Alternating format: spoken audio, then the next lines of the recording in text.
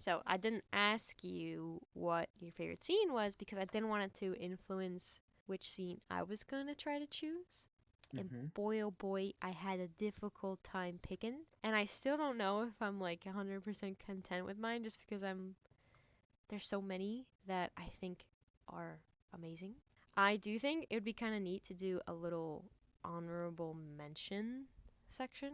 I wanted to mention scenes that are very phenomenal, and I picked a very wide range of scenes that I thought were worth talking about, as in like scenes that were worth talking about because they had like accomplished different feats of their own, and then they're all very well done.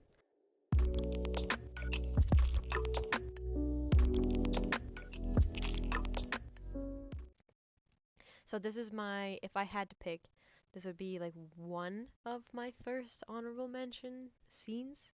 Because my first time through, this scene wasn't really that standout to me. But my second time through, I think the balcony sequence in which they get in and stuff, it is an instance in which you get such a densely packed scene of like their character relationship and also the dynamic of like each of their characters and their traits. I just wanted to just go through it quickly, I guess, if that's okay. Okay. Do you remember this scene? Yeah. Cool, cool, cool, cool. I haven't like rewatched it, but I'm a little nervous about copyright, but we'll see how that goes. So, if I remember correctly, they just come across from the jump, in which we also get a lot of character from them, you know, because Vi is the one that confidently leads the way, and then we got Milo, who's like, I got this, and then Clagger, Powder's scared, and look at little Vi, she's peeping. She's peeping. Hello. And also, knowing about the character that owns this room, when you go back to see it a second time, you kind of start noticing like his little knickknacks and appreciating them a little bit more. You're like, oh wow, this is making sense. yeah, and this scene kind of ties into the reason why the scene from episode 8 is my favorite scene. So it's good to start off with this. Oh yeah, because this is like, well, I guess you could kind of say this is the first interaction between Mm-hmm. Vi and Jace, right? Exactly. And I'm not sure, I didn't pick this up on my first time through, but did you notice this detail? But basically, we get this explosion, right? And pretty big explosion. From our POV, we just see Jace, which we don't really have any investment in yet, jiggling at the door handle. And we don't really know what happens to him, like he's just like a character. But then at the beginning of episode 2, also, every time I'm hitting pause, it's just like a perfect frame for a background image. I'm like, oh, this would be a really pretty background image. Okay, so we get the explosion from episode 1 and we don't really know what happens to Jace. We see him very briefly in like half of a second get blown back, but this I think is very telling about Vi. That is very quick, and I missed it the first time. Explosion. So we saw this moment basically in the first episode, but then we didn't see.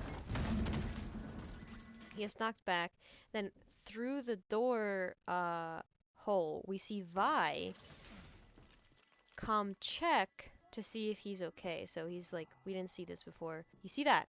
So very, Mm. very subtle, very quick, but it tells a lot about her character, right? She's making sure he's alive. She's like, I want to make sure we didn't just kill someone. And they did. I mean, I don't know. Do you think he saw her there, or I think if he did, it's like not really gonna stick around because he just got fucking bl- knocked back by a huge blasted? explosion. Yes. But I just thought this was a very neat little detail that like added to it. I guess. But so yeah. Yeah, it kind of shows that even though she's not moral in some ways, she's moral in others. I'd agree. So I'll just briefly go over this, but I think in this scene I thought it was an honorable mention because these four characters we know very little about and they're not giving us the whole hey, oh, it's a good example? Like Captain Marvel, how we just get told she's strong and she's brave and she's courageous instead of being like shown it. You were smart and funny, and you were the most powerful person I knew. And then in this Hmm. scene, we have a lot of new characters. It's like the very first episode. It's the very first few minutes, And I think like it could be overwhelming potentially when you have 4 new characters and a lot's going on. We're like still trying to understand what they're actually doing. And it's like a nice way to get us like really into things. And they're also not just introducing characters. In the same scene, they're introducing plot as well. So they're like accomplishing a lot, which is why I thought it was a good scene to note. And it still doesn't feel overwhelming at all. Right, exactly. And then I think it has like a lot of rewatch value because of that. So when they first enter the room, I think the first thing each one of them do kind of says a lot about their person. Well, we also get 10 seconds prior Milo trying to lockpick and, to kind of take in a little bit and then saying like, who locks their balcony? Oh, And then shit. just get out of the way, And then he goes, That I just realized that foreshadowed to episode 3 how so? when he's like struggling to pick the lock of what's his name, the big Vander? guy. Yeah, I wouldn't Yeah. necessarily say foreshadowing's the right word there. I'd probably say it is like demonstrating his current skill. Like it's like a setup to pay off later. Like we need some gauge on where he currently is at, right? Because like if we never saw him lockpick before, we wouldn't know like, oh, he's just nervous when he's lockpicking Vander, or so we and it already and then it also establishes him as a like the lockpicker of the group. Gotcha. But that's just my opinion. It's not like foreshadowing, but it's cool. It's cool. I see what you mean there. I got you. I got you. I sniffed you. I sniffed you. But yeah, so I just really like this one line. I want to hear it because it's really funny to me when he just calls them animals. On it. Seeing as I'm the only one who knows how to pick locks, I suggest animals. To me, that was like a moment I chuckled at. Just but then so when they all enter the room, the first thing Vi goes for, which was interesting, because like they're basically doing a robbery, which in real life we're like, hey, that's not normally cool to do. She runs directly for the books. Oh. She goes for the books. I'm like, that's so interesting. Once again, I didn't really notice this and appreciate these small details on my first time through. I would not have picked this as one of a notable scene on my first time through. But anyway, she goes for the books. And then we get Milo just filling the bag with tons of junk. He picks up a nose clipper and he's throwing anything shiny is going with him. And then we get Powder, which is she's actually able to say to Milo, like, hey, that's a nose clipper. She's able to identify something at a certain point, so we get to see that she has some knowledge. And it's just doing a lot in this little tiny scene. So I thought it was a noteworthy scene. Somewhere up there, Yeah. Establishing character, establishing beginning of main plot points, conflict, and it's like you said, it's not overwhelming. It's very tasteful. Sorry, I talk a lot because it's a cool scene. Okay, so I thought a quick second honorable mention scene would be Jinx's breakdown, her emotional, or my bad, spoilers. Powder's Powder's breakdown, the one immediately following Vi telling her that she can't come. Yeah. I love the visuals of that. The visuals of that are very nice. This is where, yeah, Vi tells Powder she's not allowed to come. It was tied between this and the other scene I'm gonna pick as my favorite scene, to be honest, but this one, like, subjectively, emotionally for me, pulled at my heartstrings more than the one I'm going to pick. The one I'm going to pick has, I think, more interesting writing things going on behind the scenes, but this one, like, really, I think I rewind it and watched it 10 times because I was shocked. They have really realistic crying. The crying was not afraid to. They had like spit a lot in this show. Yeah, it's like very ugly. Yes. Which is what crying is. I just noticed this. I don't know if it has any significance, and I could just be looking way too far into it. But you see like those wings behind, like little. Oh yeah. Like dead. Like hint or something. So we got a little bunny here holding gems, or hex crystals, hex gems. And then we hear hyperventilating, and then we cut to Powder hyperventilating, crying, holding her toy. What would you call that? It's her bob thing, isn't it? Yeah, like one of the many. But this one specifically causes problems in a few minutes. So, I mean, just the emotion immediately, we see that spit, and then, what's going through her head. Wow, every worst fear she had that was set up for us in episode 1 and 2 is, happening to her here. So we throw her toy. And then she hits herself in the head which is kind of very sad and just showing like she's really struggling to cope with the amount of emotional distress she's under.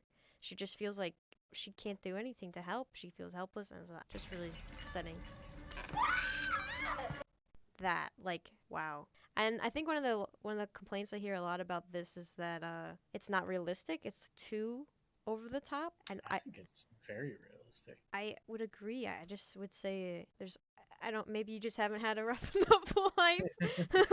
Like It's like snot going everywhere, and yeah, that's what happened. yeah, I think the term specifically I've read several times has been overreacting. Like she's overreacting to being told she can't go, but if we remember earlier on, you know, it's her sister. Vi is everything to her, and being told by her sister she's not ready is, you know, in the very, very first scene we established when she's trying to jump across the rooftops, Vi just tells her she's ready, kind of steps back on that. So, like, look at all of that spit, man. Oh my goodness. So I always question if she understands because she's holding the box that has the gems in them, right? Yeah. Because it doesn't hit her until 5 seconds from now that gemstones can do something. I was just curious, like, if she kind of knew that that would do something bad. I don't know. You know what I'm trying to say? There's just so much going through her head. And then, yeah, it just was a scene that stuck with me. Help them. And then she has like this, she thinks she can help them, and just good scene. Would break it down further if, how do you feel? Does that scene at least rank high up there for you? Yeah, it does. It's like even though it's not like one of the more action-packed scenes, it just like shows the talent that the writers and the artists have into like making an immersive experience with the show. I think for me, because this is before everything goes to shit, right? Well, that's not true.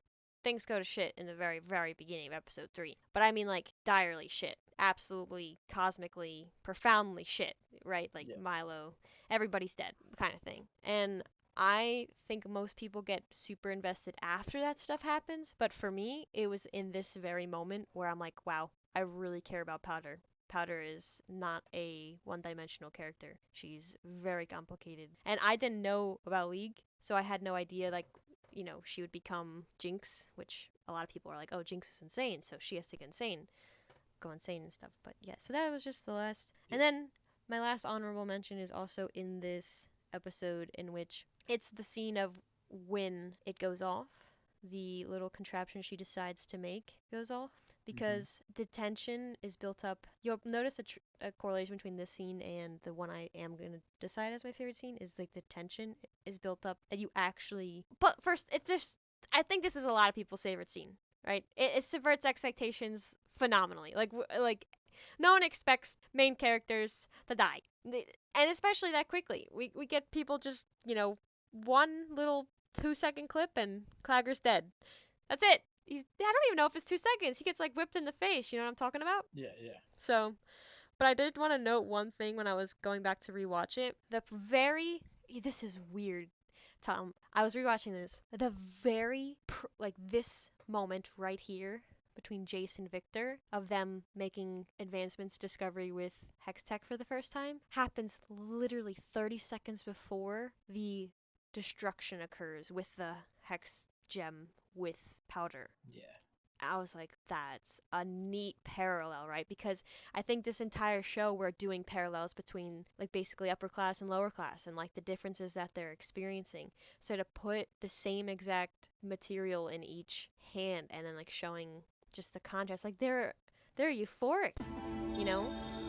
They're having this moment of like, wow, this is so beautiful, and like being so hopeful about what this can do for the future. And at the same exact moment, we get Clagger dying 30 seconds later. Just absolute chaos.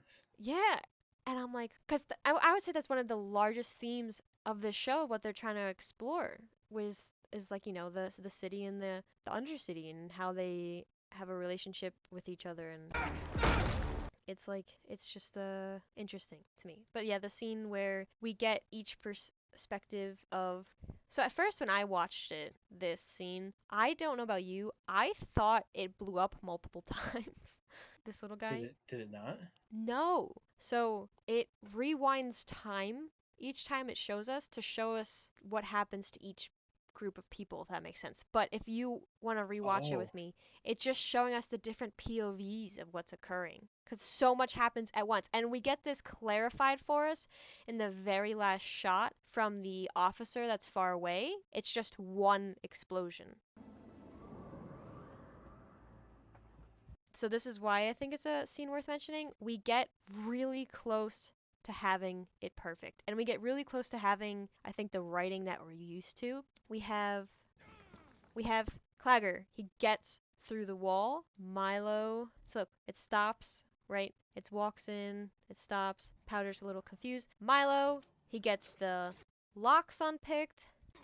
Vander gives him a look of like, nice, you did it. And then Clagger gets the wall done. They're free. They're good. You know what I'm trying to say? Like, tension's over. Send it. Get us out of here. The music even matches that. And then, you know, like, they're like, oh, sweet. And then boom. Best moment in TV history. I don't know. A lot of people's favorite little art moment there. So that's the first boom we get, right? We just see Powder's POV of what she experiences. So if you could see, like, it goes backwards when it clicks, and it's showing us again. oh, okay. Yeah, I don't even blame you. I didn't catch on to that first time either. Shows us again what happens to him, what happens to our main antagonists. Sorry, I'm just worried about copyright. What happens to him, and then it'll show you the rewind again. And here we go for the last. Again, at the same moment, goes through the wall, little gem, and then I love, like, that's such an interesting choice. We linger on the gem flying through the room for like, well, that was like 5 seconds. And then Clagger getting hit and dying, I think will only last like 1.5 seconds maybe. Like, look how fast this shit is. Dead! Like, he's dead! What just happened? Oh, Clagger's dead. Did you catch that? Like, I think it's very interestingly paced. I personally like it. It's like I feel like it's a roller coaster is kind of a cliche metaphor, but I'm gonna go for it. You know, when you're going up a roller coaster and it's like click, click, click, click, click, click, click, and then all of a sudden you go flying down real fast. It just feels nice to me. Some people don't like that though. But dead, he's dead. Oh my god! And then Milo, you know, he doesn't even really realize that he even has a pipe in his body for that long. Look, not even really internalizing that. Let me remove my text filter so they can see his eyes here aren't really. You see that, Tom? Like, or he's not Yeah, even really he's looking at it. in like a state of shock. Yeah, and he doesn't even have that much time until. Hold up. He doesn't even have that much time until. Look, looks over, barely gets time to realize Clagger is dead. Looks up. Milo's dead. And I just thought it was very well paced and unexpected. So that was my last honorable mention. Do you have any honorable mentions you'd like me to share? I think, I mean, it's not one scene, two scenes together, but like I really love the parallel between is it episode 2 where Jace is on the balcony and he's gonna jump. Am I interrupting? And then the scene where Victor is on the Yeah. balcony. Am I interrupting? And it's the opposite. That is a very nice honorable mention. I didn't actually notice that. I don't know how I missed it, but I didn't notice Jace was gonna kill himself the first time through. Like, that's kind of what's hinted at, right? Like, you know, Yeah. they both like go towards the edge. But I think it was because I was watching it on the big TV downstairs, and I wasn't like really invested yet on episode 1 and 2. I was just like, there's this show called Arcane. I'll just throw it on, see if it's any good. So I think that's what happened there. See See if it's any good. Turns out to be one of my favorite shows of all time. Alright, so I definitely don't mind doing your favorite scene first. So, what is your favorite scene? Okay, so my favorite scene is the end sequence from episode 8 with Jace and Vi back to back, like shooting up the Shimmer facility, and they're like about to bust in and like just absolutely murder everything in that Shimmer facility. So you like murder is what I'm hearing. But like I think my brief last honorable mention would be so many of the fight scenes were extraordinarily choreographed. Like, you know the fight scene between Savika and Vi at the end when Hmm. Savika has the arm and Vi has the fists?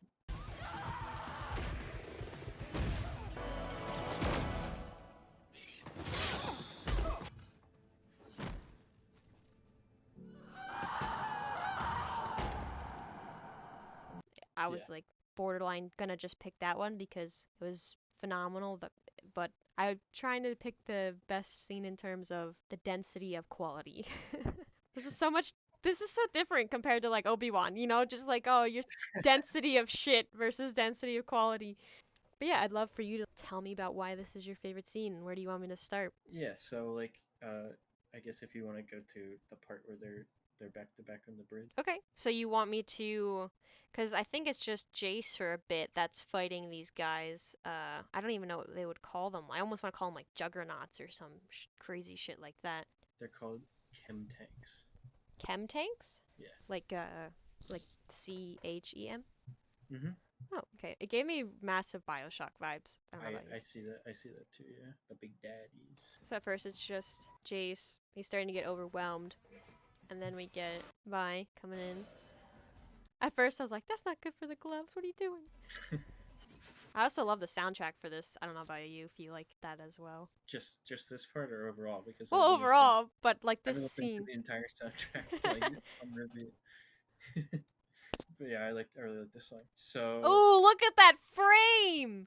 Oh, that's so beautiful. Hold up, let me move this text again so I can show it. Look at that! that's really good. Yeah. Don't let me move the text. Okay, I got it. Like, dude! I'm nutting. I'm basically nutting.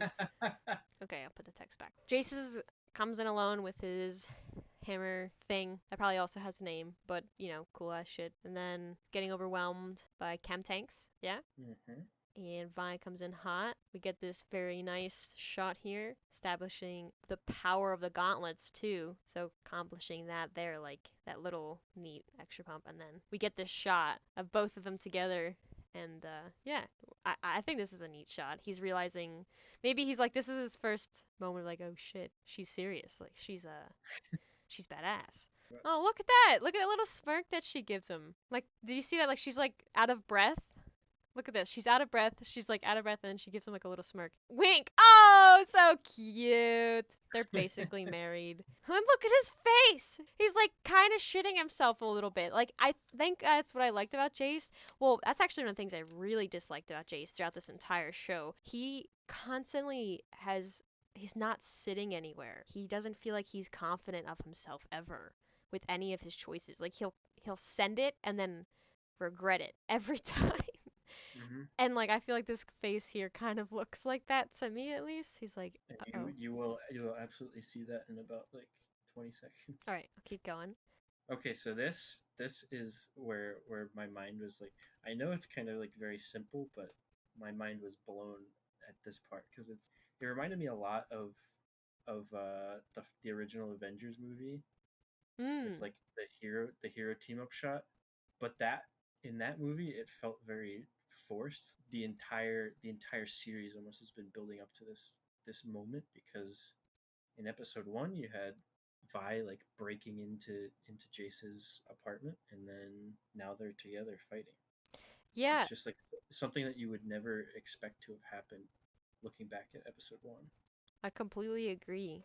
I think that's well said. I think in the instance of like the Marvel Avengers, that shot I know you're talking about, I think is in the original Avengers, right? And it goes around on Yeah. that 360.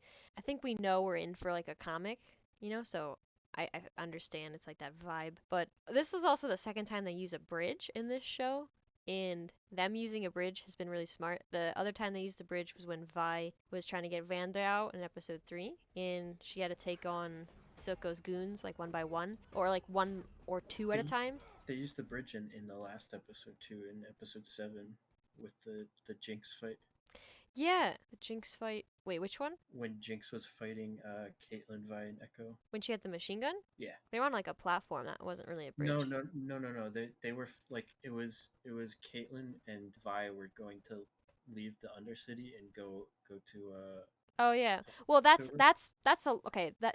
That's a little bit different though, because like that was a really large bridge, so you can really be attacked from like any angle there. Like obviously mostly forward, but I'd still say like left, right, and front you can be attacked by. I was specifically more mentioning like these really narrow bridges, like the narrow Gotcha. bridge, because You say bridge, I give you bridge. thank you for bridge. No, that's a completely fair point. I think that does help. You can also think about like metaphorically what a bridge kind of represents here. Not maybe here, but or maybe here like it's like they're bridging of the upper city and the lower city if Oh, you know.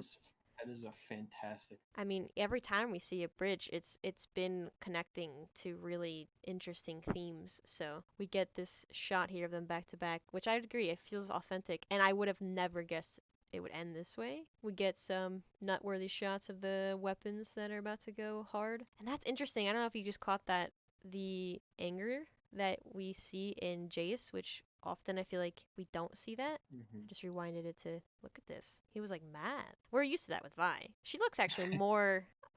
I It's don't kind know. of like casual day for her. Yeah, casual day for Vi. Just wearing some 2,000-ton-pound gauntlets. And it's not like they're just showing it in Jace's face just to show it. Like you see like the anger turns into like kind of blind rage. Yeah. And then you'll see. So Vi just takes off. She's like, I'm in my element. Let me have some fun. This was a neat little animation. Like I mean, I don't know. Every fight scene's just great. I haven't like taken. Oh shit! Oh, he got cut. Yeah. He gets cut. That's just a minor note, but I love how in the show, like, our fucking protagonists are not invulnerable to damage.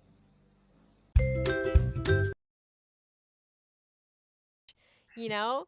It's like almost like stomachs are important or something if you get stabbed in them. You're really shitting on Obi-Wan and everything. Fuck Obi-Wan, man. I'm so sorry. Listen, I'm not bringing that show down to make this show better. I'm just trying to make a comparison to, different ways of using. Yeah, it's not just Okay. Obi-Wan. It's like every show. The main characters have incredible plot armor. Yeah. Once again, we see that anger in his face. And, I was a little worried for him here. I'm not sure. I mean, God forbid, maybe I critique this a little bit. I kind of was. That scene that comes a little bit before this when Vi goes to meet Jace and tell him her plan? He was fucking ripped, like jacked to the nth degree. And I was like, Yeah. oh, I don't know if he would be that ripped because he's so busy doing science stuff. But, he did working with his I dad. don't think he was really doing the science stuff. He was more sort of like caught up in the power trip and Yeah, that but still, even if he was caught up in the power trip, I'm not sure. I don't know. He was like 2% fat man. You know what I mean? Like they ain't really nothing else but muscle in that boy.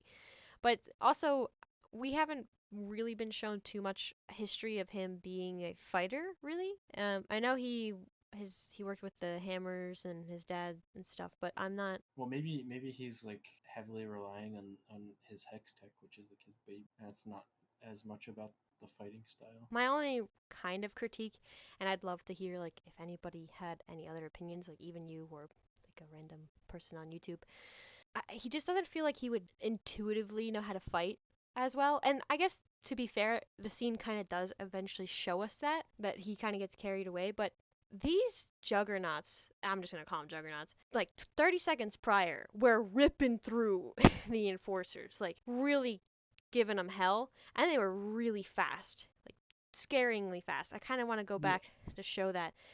You can use that as a critique, but it also just might be like We a point to show how powerful the hex tech is. Well, no, I would agree. I think Hextech is really powerful, but I don't think that accounts for understanding how to fight, right? Like that to me feels a little different than Hextech. Like these guys are fast. We see them taking out guys left and right. And like look how fucking fast that is. He just zoom Lightning McQueen's on the wall in I don't know if you just saw that like little him dodging bullets and stuff there, but we get this right here like it's so fast. So to me, I was like, I don't know. We know Vi has been training for a long time, her whole life, arguably, to fight. But with Jace, I feel like he's shouldn't be as experienced. But I think that's why I'm glad they showed the blood. That like he got cut at least. I could agree with that. just to like some extent. It's not like a perfect show. Well, There no. can be. What? It's not perfect? Why are you? No. It's definitely not Obi-Wan Kenobi level of perfect, that's for sure. Yeah, that's the best show ever made. Vi's fighting style is smart. Look, you see that? Like, I don't know, I'm really paying attention to how he's fighting now. Got that cut. He goes for the leg. And he is angry, but he's like able to dodge very successfully a lot of the times, which is good. That was neat. I don't know if you caught that. He popped, like he broke the helmet on the chem tank. So that kind of plays how he's like smart. I know. He's a smart guy. This was neat. I didn't know that it did that. I was like, oh, it's his ultimate. He's not a character in League, right? No. Was he? I don't think so. Let me make sure Jace is not a character in League. We look like absolute idiots. Jace is a character in League. Oh? He has the big hammer. That would make sense. Here, I'm gonna send you a photo of what he looks like. He looks kind of silly to me. He does look like a political man. He's got big armor and tiny head. Okay. Alright, so I'll just keep going through. Oh, love that dodge. Goes for like an uppercut on the tummy. Woo! Snap. So his hammer turns into this thing. His hammer turns into, what'd you call it, a gun? Some Yeah, cannon of sort? It's something. I It don't know looks if it's cool. it's a gamer, a gamer. A Ganammer. That's a word? Ganammer. So he's going on like a... Here, I'm just gonna put the sound on temporarily so you could hear he's like yelling, you know, doing that war yell.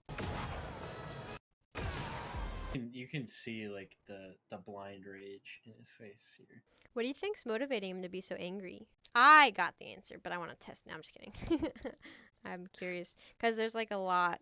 And once again, to compliment the show, I've basically jerked off the show like 20 times at this point. But Jace is a complicated character, and he's If not I- just driven by one simple motive. You know. Yeah, if I had to guess, I would say he's driven here by like trying to prove himself to the rest of the council. Interesting. I feel like he has to prove himself to himself more than like anybody else. Hmm. You know, I think that's what even makes him. He's constantly, you know, he's torn with what's the fuck is this little squirrel's name? Heimerdinger? Heimerdinger! Sorry, Heimerdinger's so cute. Heimerdinger, and he's just being torn in so many different directions with who he should be and what choices he should make throughout the season. And sometimes I think part of his anger here that we're seeing is just his frustration of like just feeling helpless and wanting to. All of his frustrations are coming out here. And if you think about it, like for the entirety of the season, he, like you said, he gets pushed in all these directions, and he's like not really the one making the decisions. This is like the one time where he gets to choose for himself. I think there's a few other times where he does choose for himself, like he's on stage when he decides not to just show the hex tech upgrades. But even then, there are strings pulling him invisibly, like come this way, come that way. Yeah, he's trying to take control. He's getting angrier and angrier. His eyes are so expressive here. These things are fucking bloody scary. And he's shooting and he's shooting and he's trying to. And then boom. And then, boom. He accidentally hits a little boy. I absolutely love how it just like so abruptly goes from like we're jamming, we're vibing, we're shooting some dudes, and then it's just like silent, and then you can see the pure horror in his face. Yeah, Immediately. you're right. I didn't even think about that. I think that's why I enjoy this scene a lot too. It's like the music, excuse the bad singing, and like we're really jamming, we're vibing, and like there's really cool animation, the colors are dope, and like he's just shooting like, you know, like a video game, like pew pew, like fucking shit feels strong, and then And we then don't it's even like, get. Go ahead, sorry. it's like, oh shit, there's consequences to this. But yeah, he's just like we don't even like the subtlest hint that we'd even hit a boy is like we see him in the beginning hit the button, but we don't even know he's in the way really. If you watch it through, maybe there's And there's like a lot going on, so you're not really thinking about that. Like, oh, there's a boy in this room. yeah, no, I wasn't thinking about that at all. I was thinking though, to be fair, I was confused like because there were a bunch of people standing around looking. My two thoughts that I was thinking throughout were, are there still people around watching, or did they all leave? Because these being people from the Undercity, I'm gonna guess that they're gonna stick around and watch. You know what I mean? Like that's just kind of honestly my opinion of Are they regular people from the Undercity, or are they like workers for the Shimmer distribution? workers for the Shimmer, which I feel like might even make them more likely to stay around, or maybe they don't want to get their identities figured out, so that's why they fled. Not sure. But nonetheless, I was expecting more people to stay around. But yeah, so we're just going through, shooting, and then like it just we are following around this juggernaut, get a shot, and we get a shot. Yikes. So I'll just let it play. Oh yeah, I just like really love the expressions that they show in Jace's face after he realizes what he did. That little shift right there. Then also the sound here.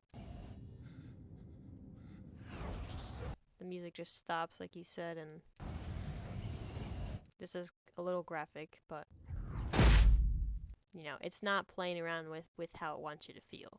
Mm-hmm. It's not trying to sugarcoat it or anything. But I would almost argue the next moments though, when Vi and Jace are interacting, are kind of like a separate scene. It's the same scene, but like maybe part 2 of the same scene. Yeah, yeah. I think that's pretty much where I would end it, but like where they're like kind of arguing about whether or not it's okay to go on with this. It's like he already made the decision by participating, so like he needs to face the consequences of what a war would be, you know. Yeah. I think it was a very brutal awakening for him.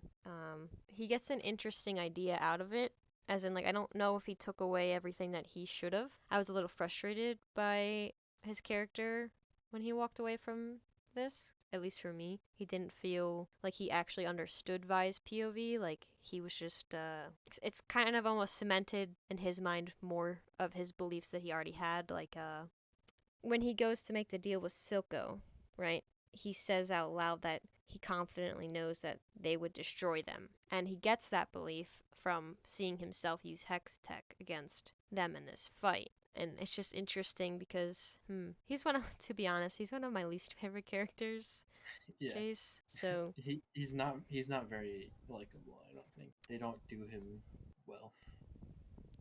which is good. I like that they don't do him well, but he doesn't seem to have his own person a lot of the times. Like, he's extraordinarily swayful in everything he does.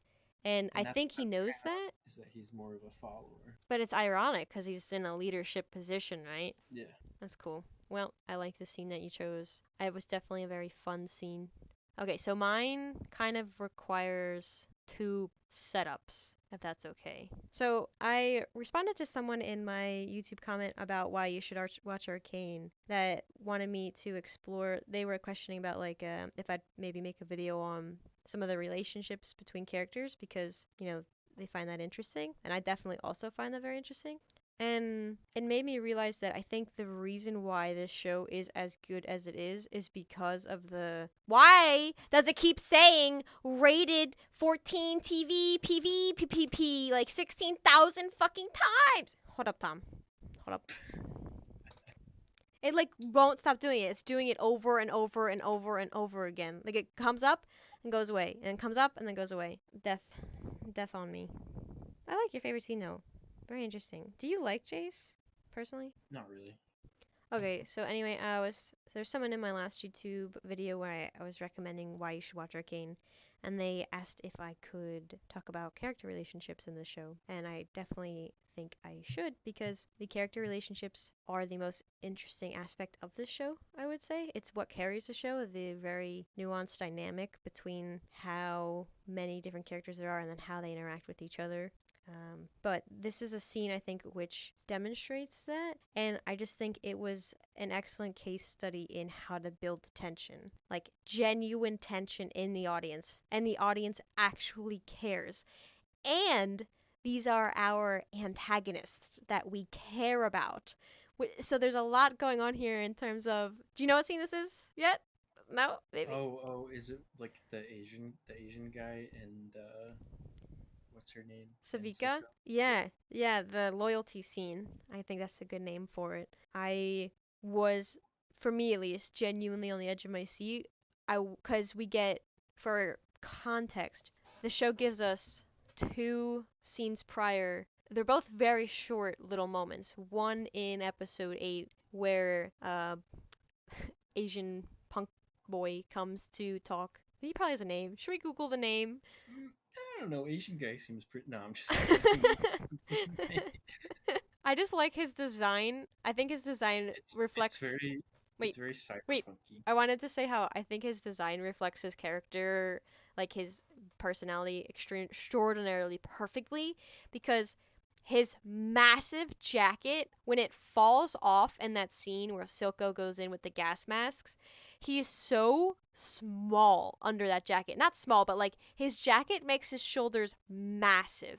And then Mm. when it comes off, he looks so tiny in comparison that it like I think kind of fits perfectly with how he acts and like he's all talk no bite, like he's a very, you know, I almost feel like he's like the shallow archetype of what villains usually are in TV shows.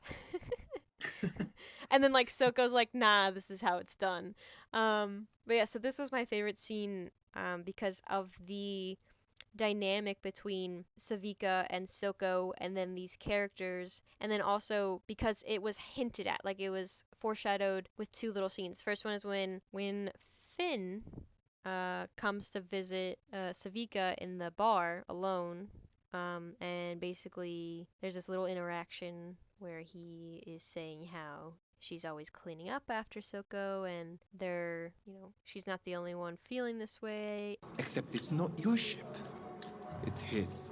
and then offers her a light for her cigarette or joint or whatever it was, and she lights it, right? Like she accepts the offer, but she has a look in her face which is very hard to read. We're not really quite sure.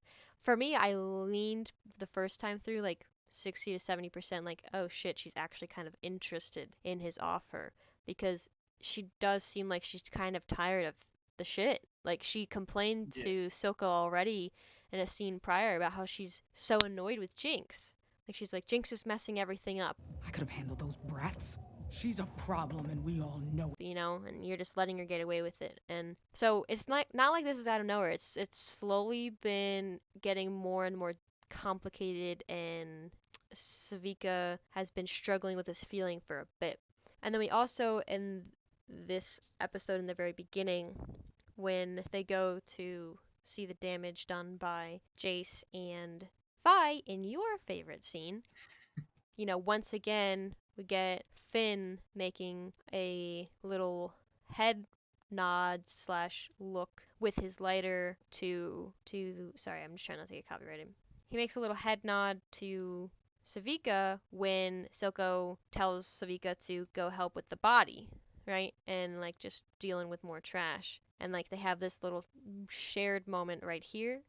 So that's our what we need context wise. And Yeah. she has this reaction here.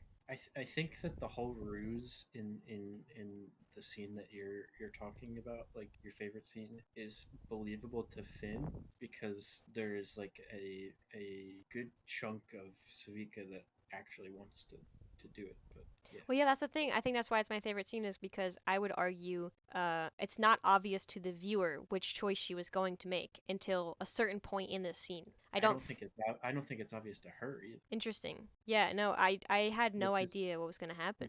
which is what makes it more believable. Yeah, I mean, there was like one, I almost was curious, and like once again, I wish copyright wasn't a thing because copyright's dumb, but there was a point in this scene where I almost feel like she made the choice during Silco's little speech about loyalty. You know what I mean? Hmm. I feel like, I would completely agree with that. and that's why I was on the edge of my seat. It's like, oh shit, what is she gonna choose? Because, like you just said, she wasn't even really sure. But then again, at the very end, she says she wasn't even tempted for a second, you know, for a goon like that. So, you know, I'm not really sure what to believe in that regard.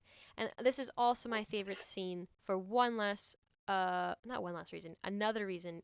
Major spoilers here, but the very, very end of the show, this last little moment here that we get of Savika before the season ends is this shot which heavily implies so she's struggling, she's just been through a really rough fight. Get this shot of her and then we know Silco's dead at this point, and then it shows us the chair, and I think that's clearly implying to us like she's gonna maybe like the position's empty, the chair needs to be filled, and she's here, and then she also she's needs a hand.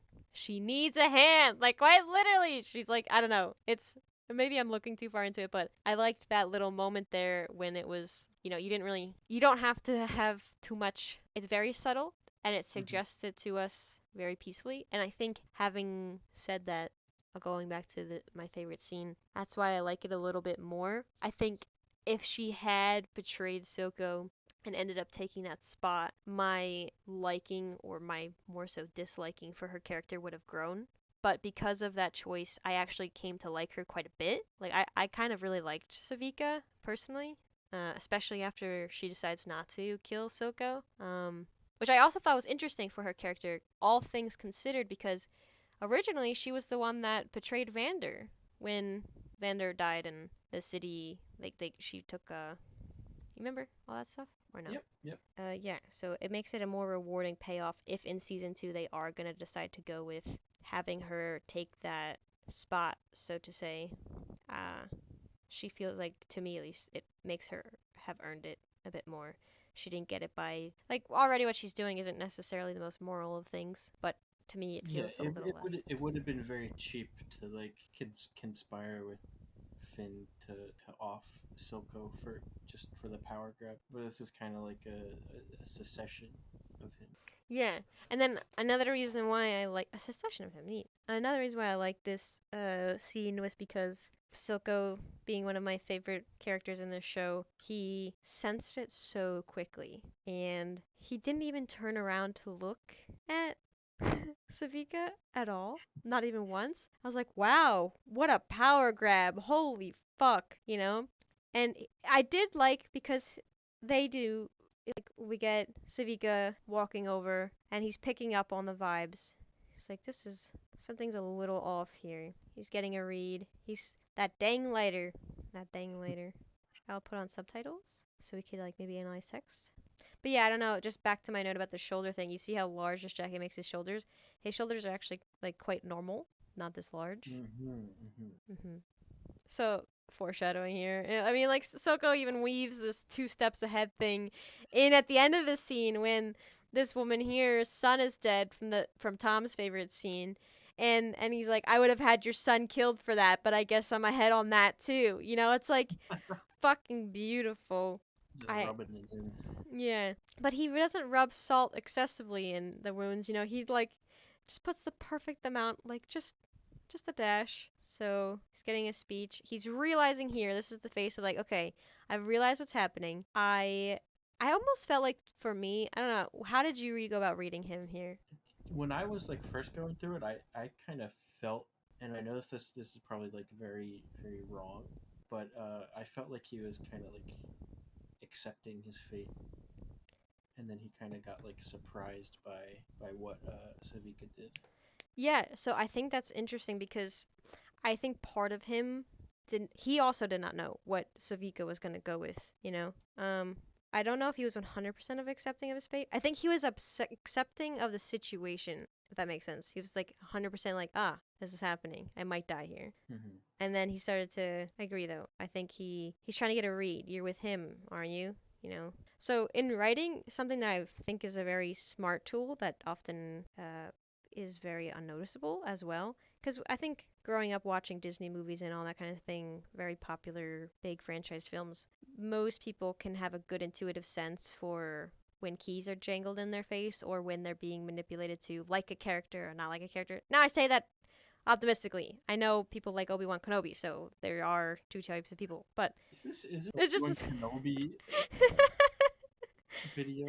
yeah, it's just secretly I didn't want to get canceled, so I hid my secret roasting of Obi-Wan Kenobi inside of Arcane. Wait, that threw me off. Oh, but I was just saying, like, like writing tools that we're used to, and we're like, oh, I know that girl's gonna die, or she's gonna eventually find courage, or very, I don't really want to get too far into it, but do you know what I'm talking about? Yeah. Okay. A writing tool that I feel is underutilized, but when it is utilized properly is great, is when you want to humanize your bad guy. or something bad. You put it next to something even worse. And that's like, well, that's a horrible saying, but like someone that's a little fat looks less fat next to something that's a little bit fatter. You know what I mean? Like, Yeah. um, It's like relative. yes.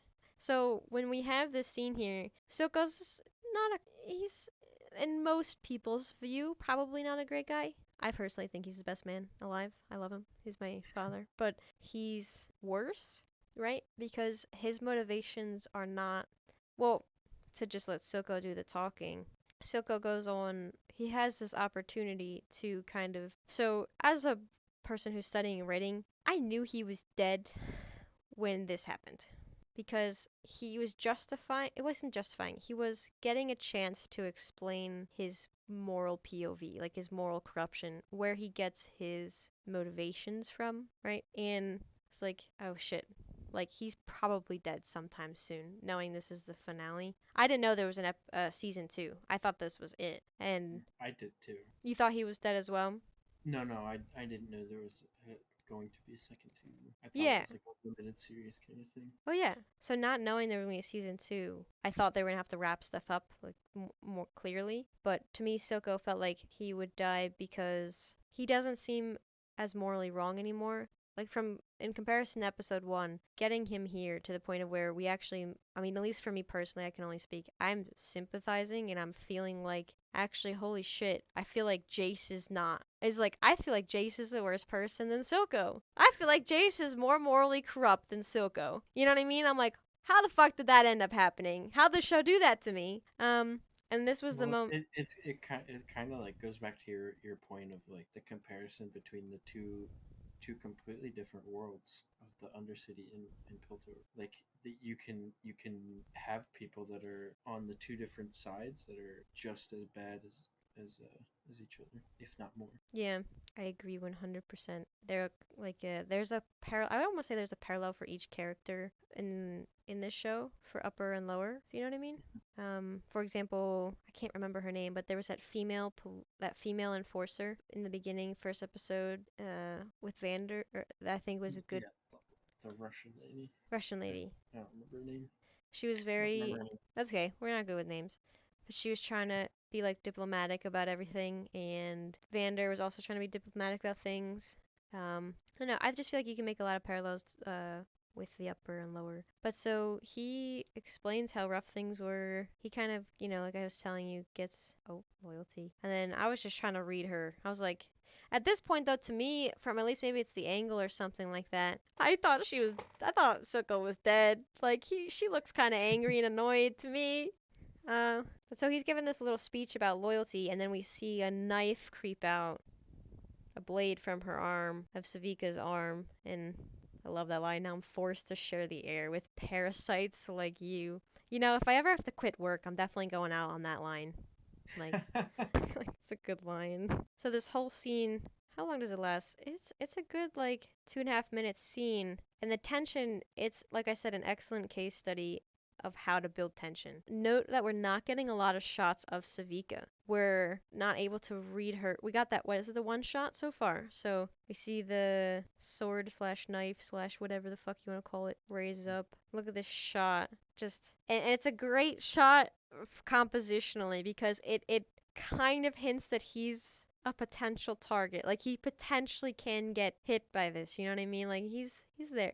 You still don't really have an idea of what's gonna happen here. Like we're only like thinking because we already know what happened. But like Silco could still very easily be just a second away from his death. Looking at this shot. Well, yeah, I guess I was thinking like cinematically, script writing wise, the inclusion of Finn is very important to show us the dynamic, I guess. And then we get one last read on her face. And I almost feel like it was in this moment when he finished that line right then and there about loyalty that she changed her mind. Like it is a discussion and a half to have about when she decided who.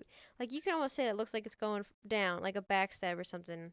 Yeah, and she's like, oh, it was right at that moment because she was looking at Silco and then she like shifted her eyes to Finn. Here, let's take a look. Right at the very end. I don't know. To me, it feels like she just didn't want to give away. She's very smart. To me, it just feels like she didn't want to give away her. You know what I I mean? mean, it could be that, but like I think it's easier to not give it away if you genuinely feel it. I don't think she was gonna go for Soko, in my opinion. But that's just how I perceive it. To me, I think she just didn't.